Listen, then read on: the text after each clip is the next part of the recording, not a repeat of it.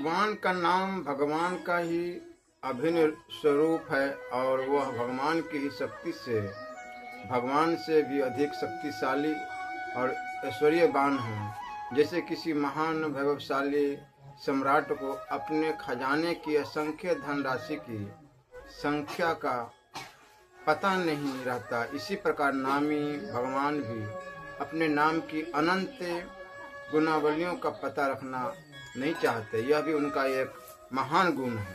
भगवान के जिस मंगलमय नाम से पंचम पुरुषार्थ रूप भगवत प्रेम की प्राप्ति हो सकती है, उसके बदले में मोक्ष की चाह करना भी प्रेमियों ने कामना माना है। अतः लोक परलोक की किसी भी क्षुद्र महान कामना में नाम का प्रयोग करना एक प्रकार से अविवेकी या मूर्खता ही है। लोक परलोक के जो भोग है सभी दुख योनि और विनाशी है। ऐसे मधुर विश्व रूप विषयों की चाह करना और नाम के बदले में उन्हें चाहना महान मूर्खता है। बाबा तुलसीदास कहते हैं कि हरि नाम सुधा तजी सट हटी पियत विषय विष मागी। अतः बुद्धिमान और अपना यथार्थ कल्याण चाहने वाले पुरुष का यही कर्तव्य है कि वह अपने जीवन को भगवत नाम में बना दे और नाम के फलस्वरूप उत्तरोत्तर बढ़ती ही नाम निष्ठा की ही कामना करे। यही नाम का आदर है और इसी भाव से नाम का सेवन भी करना चाहिए। तुरंत जब तक यह भाव जागृत न हो तब तक किसी भी भाव से किसी भी सत्कामना को लेकर नाम कार से लेने में कोई आपत्ति नहीं है। ऐसा करना मूर्खता तो होने पर भी पाप नहीं है, बड़ा कर्तव्य है। अवश्य ही जिसमें किसी दूसरे का जरा भी अहित होता हो और परिणाम में अपना भी अहित होता हो, ऐसे किसी कार्य की सिद्धि के लिए भगवान के नाम का प्रयोग कभी नहीं करना चाहिए। जब तक भगवान के नाम में रति न पैदा हो जाए तब तक रुचि के साथ भगवान का नाम लेना चाहिए। जब तक रुचि न पैदा हो तब तक भगवान के नाम का अभ्यास करना चाहिए और अभ्यास की ढूंढता न होने तक अमोघ औषध के रूप में भगवान का नाम लेना चाहिए। भगवान का नाम नित्य मधुर और दिव्य अमृत रूप है। उदाहरण के लिए जैसे मिश्री मीठी होने पर भी पित्त के रोगी की जीभ पर कड़वी लगता है, किंतु मिश्री कड़वी लगती परंतु मिश्री फल पित्त नाश की दवा है। मिश्री के सेवन से पित्त का शमन होने पर जब जीभ का कड़वापन मिट जाता है तब मिश्री मीठी लगने लगती है, क्योंकि वह मीठी ही है। इसी प्रकार पूर्व संचित कर्म मल के कारण हमारी दूषित वृत्ति जब तक भगवान के नाम के मर्द का अनुभव नहीं करती बल्कि उसे कड़वा समझती है, तब तक दवा के रूप में जबरदस्ती उसे लेते रहना चाहिए। लेते लेते कर्म मल का समन होते ही भगवान की सहज नाम माधुरी का स्वाद आने लगेगा। परंतु यह स्मरण रखना चाहिए कि नाम का आशय कलयुग में सबसे बड़ा आशय है। इस एक ही आशय से सर्वांग पूर्ण सफलता प्राप्त हो सकती है। अतः नित्य निरंतर नाम का सेवन करना चाहिए और जहाँ तक बने नाम का सेवन नाम प्रेम की वृद्धि के लिए ही करना चाहिए। किसी भी लौकिक पारलौकिक इच्छा की पूर्ति के लिए नहीं करना चाहिए। नाम का फल अचिंत्य और अमूल्य है।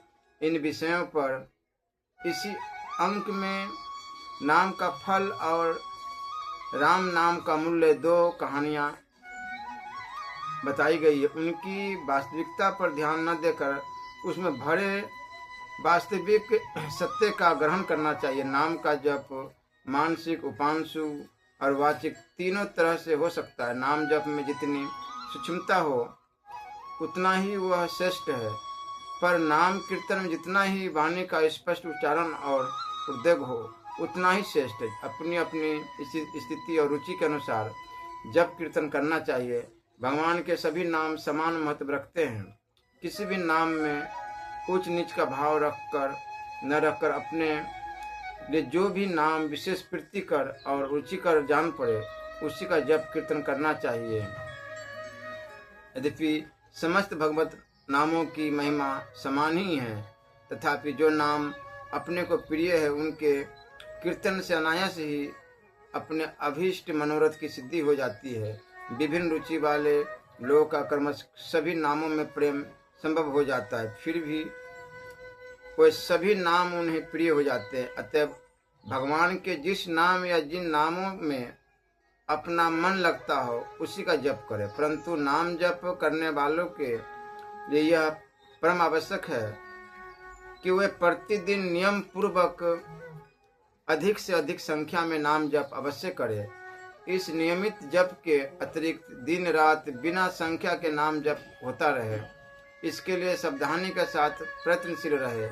नियमित संख्या के नाम जप का ढूंढ नियम होने से उतना जप तो प्रतिदिन पूरा हो ही जाएगा, नहीं तो नियम न रहने पर किसी भी आवश्यक अनावश्यक कार्यों में समय लग जाएगा और जो सबसे पहले करने योग्य तथा सबसे अधिक महत्वपूर्ण कर्तव्य एवं जीवन में अति आवश्यक कार्य है वह नाम जप छूट जाएगा। मन धोखा देकर समझा देगा कि नियम थोड़े ही है, यह बहुत जरूरी काम है, इसे कर लेना चाहिए।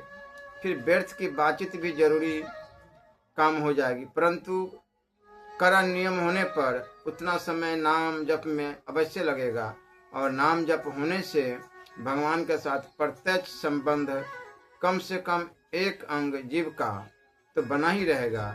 उतने समय तक वाणी का केवल संयम ही नहीं होगा, वाणी का यथार्थ सदुपयोग होगा, क्योंकि वाणी का सदुपयोग भगवान के नाम गुण गण में ही है। उतने समय तक प्रमादवश होने वाले मिथ्या भाषण पर निंदा से रक्षा होगी, कम से कम व्यर्थ भाषण से जीव की रक्षा होगी। प्रमादयुक्त वाणी के कारण होने वाले दुष्परिणामों से बचाव होगा और नाम जप रूप सबसे महान लाभ प्राप्त होगा। लगातार नियमित जप होने से वाणी का वैसा अभ्यास हो जाएगा जिससे वाणी सहज ही अपने आप नाम जप करती रहेगी और इससे फिर मन भी लग जाएगा। बाबा तुलसीदास जी कहते हैं, सकल अंग पद विमुख नाथ, मुख नाम की ओट लई है। मेरे सारे अंग आपके चरणों से विमुख है, केवल मुख ने जीभ ने नाम की ओट ले रखी है। स्वामी श्री हरिदास जी नियमित 3 लाख जप प्रतिदिन करते थे। इससे उनकी डिंगाने के लिए आई हुई वेश्या उनका तो कुछ बिगाड़ न सकी, स्वयं उसी का उद्धार हो गया। स्वर्गीय पंडित श्री मोतीलाल जी नेहरू के द्वारा पूर्वाभ्यास बस मृत्यु के कुछ पहले से ही गायत्री जप होने लगा था। इसी प्रकार पूर्वाभ्यास बस विश्व कवि श्री रविंद्रनाथ ठाकुर के पिता श्री द्विजेंद्र नाथ ठाकुर ब्रह्म चेतना शून्य अवस्था में आसन लगाकर बैठ गए थे और गायत्री जप करने लगे।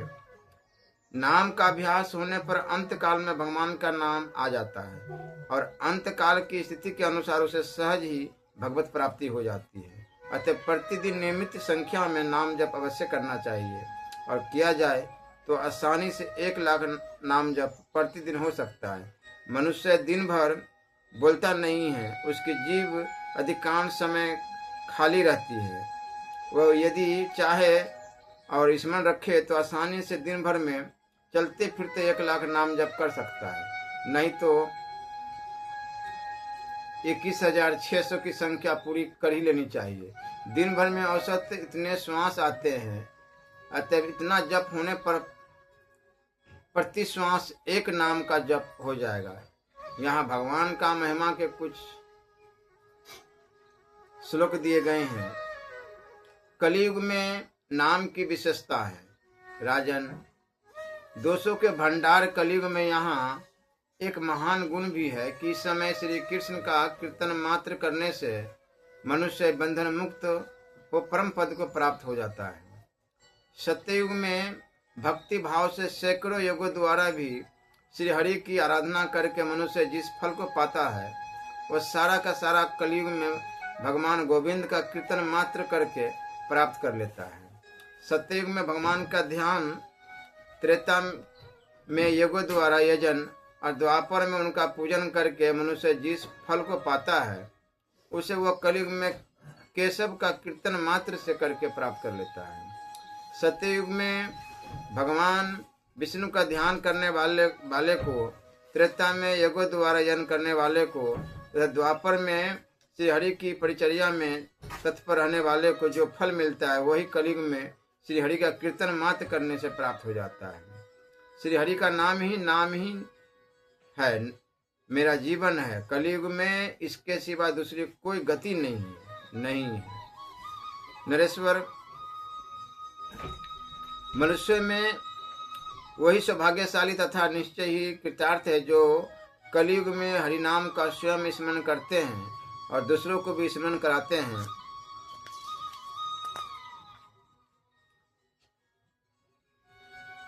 तीखी डाढ़ वाले कली काल रूपी दुष्ट सर्प का भय अब दूर हो जाना चाहिए, क्योंकि गोविंद नाम के दावानल से दग्ध होकर वह शीघ्र ही राख का ढेर बन जाएगा।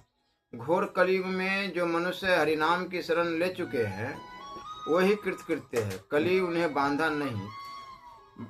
नहीं देता।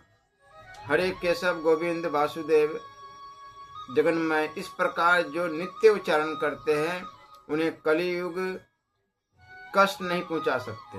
नरश्रेष्ठ, जो लोग दिन रात जग गदाधार वासुदेव का कीर्तन करते हैं उन्हें कलयुग नहीं सताता। भगवान कहते हैं कि जो कलयुग में मेरा कीर्तन करते हैं वे धन्य है, वे कृतार्थ है। उन्होंने ही पुण्य कर्म किया है तथा उन्होंने ही जन्म और जीवन का पाने का योग्य फल पाया है। जो कलयुग में पुण्यात्माओं के लिए दुर्लभ इस हरिनाम का एक बार उच्चारण कर लेते हैं वो कृतार्थ हो जाते हैं, इसमें संशय नहीं है। जो लोग प्रज्वलित पापाग्नि के भय न करे, क्योंकि वह गोविंद नाम रूपी मेघ समूह के जल बिंदुओं से नष्ट हो जाती है। विवश होकर भी भगवान के नाम का कीर्तन करने पर मनुष्य समस्त पातकों से उसी प्रकार मुक्त हो जाता है जैसे सिंह से डरे हुए भेड़िए अपने शिकार को छोड़कर भाग जाते हैं।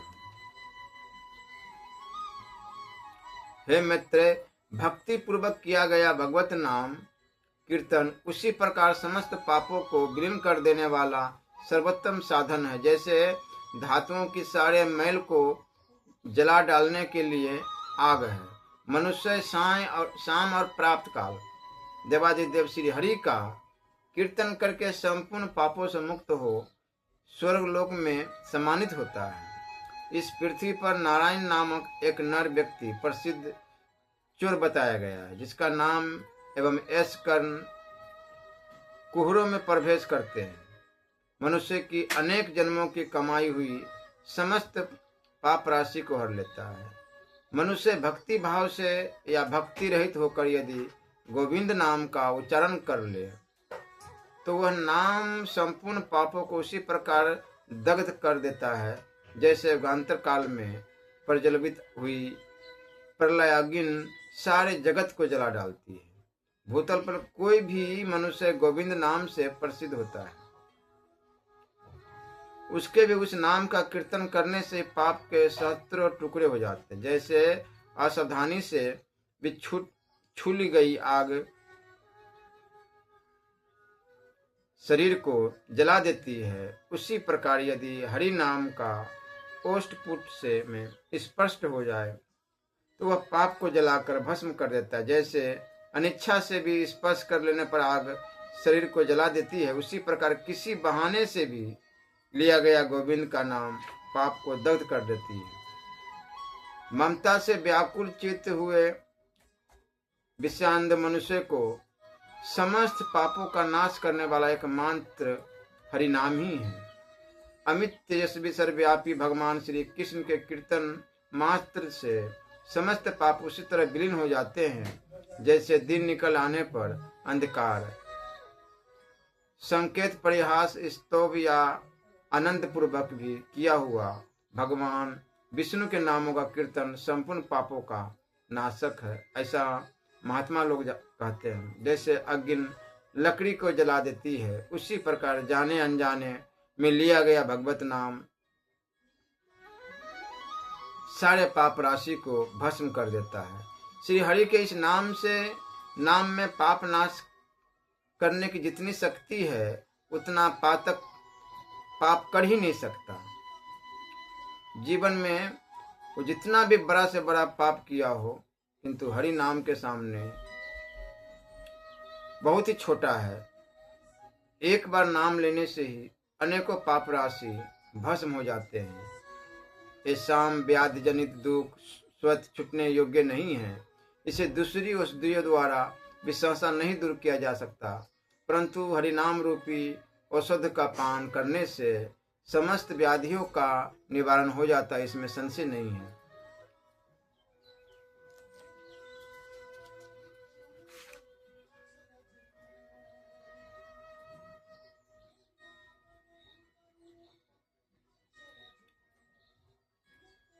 घोर संसार बंधन में पड़ा हुआ मनुष्य विवश होकर भी यदि भगवत नाम का उच्चारण करता है तो वह तत्काल उस बंधन से मुक्त हो जाता है और उस पद को प्राप्त होता है जिससे भय स्वयं भय मानता है। मनुष्यों के पाप का नाश करने के लिए इतने बड़े साधन की आवश्यकता नहीं है कि भगवान के गुण कर्म और नामों का कीर्तन किया जाए, क्योंकि आज अजामिल जैसा पापी भी मरते समय नारायण शब्द से अपने पुत्र को पुकार कर मुक्ति हो पा गया। उन भगवान के नाम का स्मरण करते ही पापी जीव को भी तत्काल ऐसी मुक्ति सुलभ हो जाती है जो ब्रह्मा आदि देवताओं के लिए भी परम दुर्लभ है। जिसकी जिह्वा के अग्रभाग पर हरि ये दो अक्षर विद्यमान है वह पुनरावृत्ति रहित विष्णु लोक को प्राप्त कर लेता है। भगवान केशव के नाम मात्र का जो उच्चारण किया जाता है वही परम पवित्र पुण्य कर्म है। वही गोविंद गेह गौलोक धाम में जाने के लिए एक वाहन है और वही इस लोक में सुकृत का एकमात्र सत्र है। इस प्रकार अंत काल में अपने अधर्म पुत्र के नाम के बहाने हरि का उच्चारण करके वह श्री हरि के परम धाम में जा पहुंचा। पुत्र के बहाने नारायण इस नाम का उच्चारण करके पाप का भंडार अजामिल भी भगवत धाम में चला गया।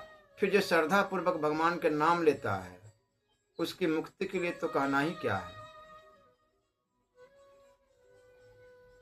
बावन पुराण में भी बताया गया है कि जो लोग शंख चक्र गदा पद बाण धनुष और खड्ग धारण करने वाले लक्ष्मी के मुखारबिंद का मकरंद पीने के लिए भ्रमर रूप नेत्र वाले वरदायक एवं श्रेष्ठ भगवान पद्मनाभ का कीर्तन करते हैं वे अवश्य उन मधुसूदन के धाम में जाते हैं। जो मनुष्य संसार भय से भीत हो वासुदेव इस नाम का उच्चारण करता है वो उस भय से मुक्त हो भगवान विष्णु के ही पद को प्राप्त होता है, इसमें संशय नहीं है। मंत्र तंत्र विधि देश काल पात्र और द्रव्य आदि की दृष्टि से भी छिद्र न्यूनता को प्राप्त हुए कर्मों को आप भगवान का कीर्तन त्रुटि रहित परिपूर्ण कर देता है। जिनके स्मरण या नामोच्चारण से तप तथा यज्ञादि कर्मों में तत्काल न्यूनता की पूर्ति हो जाती है उन भगवान अच्युत को मैं नमस्कार करता हूँ।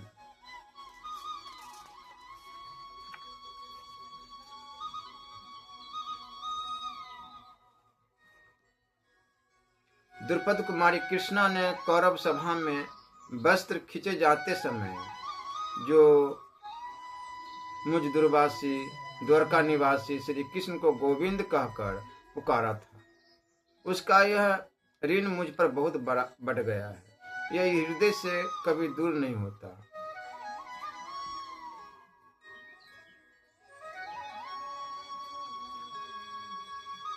अर्जुन जो मेरे नामों का गान करके भगवान स्वयं बता रहे हैं कि जो मेरे नामों का गान करके मेरे निकट नाचने लगता है उसने मुझे खरीद लिया है। यह मैं तुमसे सच्ची बात कहता हूँ। जो मेरे नामों का गान करके मेरे समीप प्रेम से रो उठते हैं उनका मैं खरीदा हुआ गुलाम हूँ। यह जनार्दन दूसरे किसी के हाथ नहीं बिका है। जिसकी जिह्वा के अग्रभाग पर हरि ये दो अक्षर विद्यमान हैं उसकी जीत हो गई। उसने विजय पा ली, निश्चय ही उसकी विजय हो गई।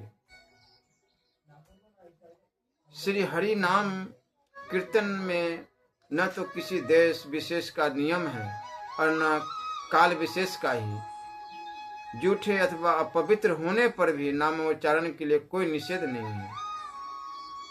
चक्रपाणी श्री हरि के नामों का सदा और सर्वत्र कीर्तन करे।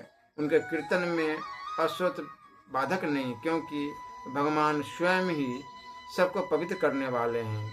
यह भगवत नाम किसी भी देश, काल और अवस्था में शुद्धि आदि की अपेक्षा नहीं रखता। यह तो स्वतंत्र ही रहकर अभीष्ट कामनाओं को देने वाला है। कीर्तन में देश काल का नियम नहीं है, सोचा सोच का निर्णय भी आवश्यक नहीं है। केवल राम राम ऐसा कीर्तन करने से ही परम मोक्ष की प्राप्ति हो जाती है। राजन, भगवान विष्णु के इस नाम कीर्तन में देश और काल का नियम नहीं है। इस विषय में तुम्हें संदेह नहीं करना चाहिए। दान और यज्ञ के लिए काल का नियम है। स्नान और मंजन, नदी सरोवर आदि में गोता लगाने के लिए भी समय का नियम है। परंतु इस भूतल पर भगवान विष्णु का कीर्तन करने के लिए कोई काल निश्चित नहीं है, उसे हर समय किया जा सकता है। भगवान शंकर जी देवी पार्वती से कहते हैं, राम, यह 2 अक्षरों का मंत्र जपने पर समस्त पापों का नाश करता है। चलते खड़े हुए अथवा सोते किसी भी समय जो मनुष्य राम नाम का कीर्तन करता है, वह यहाँ कृतकारी होकर जाता है और अंत में भगवान श्री हरि का पार्षद बनता है। राम, यह 2 अक्षरों का मंत्र 7 कोटि मंत्रों से भी अधिक महत्व रखता है। राम नाम से बढ़कर जगत में जप करने योग्य कुछ भी नहीं है। जिन्होंने राम नाम का आश्रय ले लिया है, उनको यम यातना नहीं भोगनी पड़ती। जो मनुष्य अंतरात्म स्वरूप से राम नाम का उच्चारण करता है, वह यथावर जंगम सभी भूत प्राणियों में रमन करता है। राम, यह मंत्र राज है। यह भय तथा व्याधि का विनाश करने वाला है। रामचंद्र, राम राम इस प्रकार उच्चारण करने पर यह 2 अक्षरों का मंत्र राज पृथ्वी में समस्त कार्यों को सफल करता है। गुणों के खान यह इस राम नाम का देवता लोग भी भली भांति गान करते हैं। अतएव हे देवेश्वरी, तुम भी सदा राम नाम का उच्चारण किया करो। भगवान शिव खुद माँ उमा से कह रहे हैं, जो राम नाम का जप करता है वह सारे पापों से, पूर्वकृत एवं वर्तमानकृत सूक्ष्म और स्थूल पापों से और समस्त पाप वासनाओं से सदा के लिए छूट जाता है। भगवान विष्णु का एक एक नाम भी संपूर्ण वेदों से अधिक महत्वशाली है माना गया है। ऐसे 1 सहस्त्र नामों के तुल्य राम नाम कहा गया है। राम, रामेति रामेति रमे रामे मनोरमे सहस्त्र नाम सतुल्य राम नाम बरानने। भगवान शंकर कहते हैं कि मेरे मन में रमने वाले सुमुखी शिवे, मैं राम राम राम राम इस प्रकार कीर्तन करता हुआ राम में ही रमता हूँ। दूसरे सहस्त्र नामों के समान एक राम नाम की महिमा है। कृष्ण कृष्ण इस प्रकार उच्चारण करने वाले जो वाणी हैं, यही प्राणियों के पातकों को दूर करने में पूर्ण समर्थ है। यदि मुकुंद में आनंद घन स्वरूपा भक्ति हो जाती है, तो मोक्ष साम्राज्य की लक्ष्मी उस भक्त के चरण कमल में स्वयं आकर लौटने लगती है। यदि जगत का एकमात्र मंगल करने वाला श्री कृष्ण नाम कंठ के सिंहासन को स्वीकार कर लेता है, तो यमपुरी का स्वामी उस कृष्ण भक्त के सामने क्या है, अथवा यमराज के दूतों की क्या हस्ती है। करोड़ों की संख्या से भी अधिक ब्रह्मांडों का जो ऐश्वर्य अथवा जो चेतना है, वह जिसका अंश मात्र वही तेज पुंज कृष्ण नाम के रूप में प्रकट हुआ है। यह कृष्ण नाम ही मेरा साध्य, साधन और जीवन है। स्वर्ग की प्राप्ति के लिए जो व्यवसाय, निश्चय अथवा उद्योग है, वह लोगों को दीन ही बनाता है। मोक्ष की जो अभिलाषा है, वह मनुष्य को केवल कलेश का भाग्य बनाती है। और योगाभ्यास तो अत्यंत नीरस वस्तु है। अतः वैसे प्रयासों से मेरा क्या प्रयोजन है। मेरी जिह्वा तो सब कुछ छोड़ केवल कृष्ण कृष्ण की रट लगाती रहे। यह कृष्ण नाम रूपी मंत्र शुद्ध चेता महात्माओं के चित्त को हटा अपनी ओर आकृष्ट करने वाला तथा बड़े से बड़े पापों का मूलोच्छेदन करने वाला है।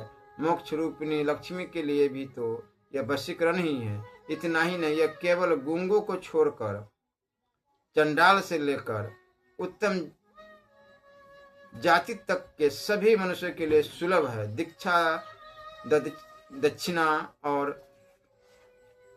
प्रसन्न का यह तनिक भी विचार नहीं करता।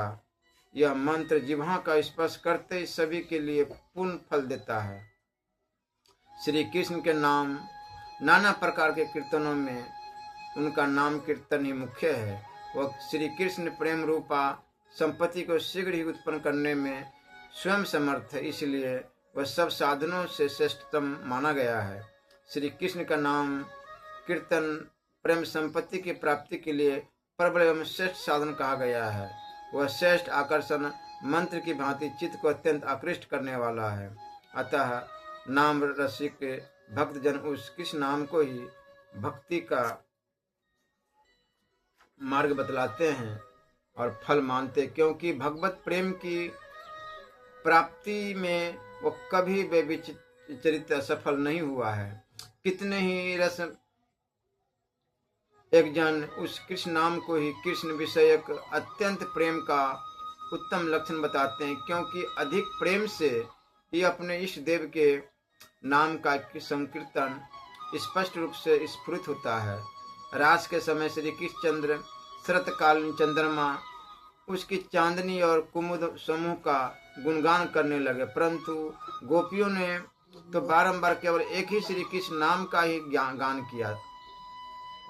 श्री कृष्णचंद्र जितने उच्च स्वर से रसोचित गान गाते थे, उससे दुने स्वर में गोपियां केवल साधु कृष्ण धन्य कृष्ण के गीत गाती थी। श्रद्धा से अवहेलना से कैसे भी एक बार भी किया हुआ कृष्ण नाम का कीर्तन मनुष्य मात्र को तार देता है। फिर अपने मन को अत्यंत प्रिय लगने वाले श्री कृष्ण नामामृत का प्रेम से रसास्वादन की चेष्टा के साथ जो जिह्वा द्वारा विराम सेवन किया जाता है, उसकी अनुपम महत्ता कौन वर्णन कर सकता है। वासुदेव नाम का दिव्य कीर्तन संपूर्ण मंगलों में भी परम मंगलकारी, आयु को वृद्धि करने वाला, रोगनाशक तथा भोग और मोक्ष प्रदान करने वाला है। जो परिहास और उपहास आदि के द्वारा भगवान विष्णु के नाम लेते हैं, वे मनुष्य भी कृतार्थ है। उनके प्रति भी यहाँ मेरी ओर से बारंबार नमस्कार है। जो सर्वत्र और सर्वदा पापाचरण करते हैं, वह भी हरि श्री हरि का नाम संकीर्तन करके विष्णु के परम धाम में चले जाते हैं। जो मनुष्य नारायण, अच्युत, अनंत और वासुदेव आदि नामों का सदा कीर्तन करता है, वह मुझ में लीन होने वाले भक्तों की भूमि को प्राप्त होता है। हरि यह दो अक्षरों का नाम प्राण के पथ का पाथ्य है, संसार रूपी रोग की औषधि है तथा दुख और शोक से सबकी सदा रक्षा करने वाला है। हे भगवान, जैसे कृपण मनुष्य बारंबार धन का संचय विचार एवं चिंतन करता है, उसी तरह हमारे लिए आपके नाम ही पुनः पुनः संग्रहणीय, विचारणीय एवं चिंतनीय हो।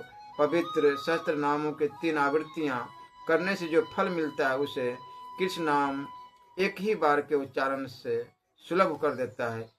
श्री राधा वल्लभ लाल की